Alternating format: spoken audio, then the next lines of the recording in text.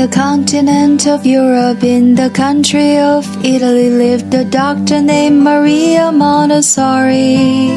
She was a very busy doctor that she gave it up for children, and she started the Casa de Bambini. There was Spoonie, meadow insects, pink tower and binomial cube, sandpaper letters and a movable alphabet, puzzle maps of the continents of the earth. So here we are, working hard, celebrating with all our friends. So give us a cheer, for it's been 100 years. Montessori will never end. So here we are, working hard, celebrating with all our friends. So give us a cheer, for it's been 100 years. Montessori will never end, never end.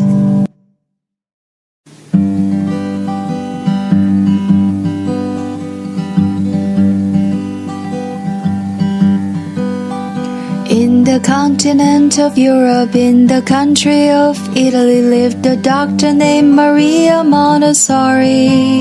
She was a very busy doctor that she gave it up for children, and she started the Casa de Bambini.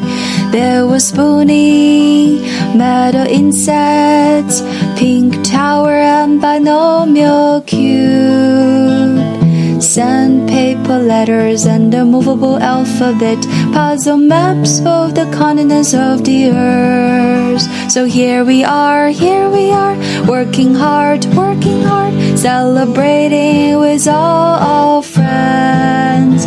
So give us a cheer, for it's been 100 years. Montessori will never end. So here we are, working hard, celebrating with all our friends. So give us a cheer, for it's been 100 years. Montessori will never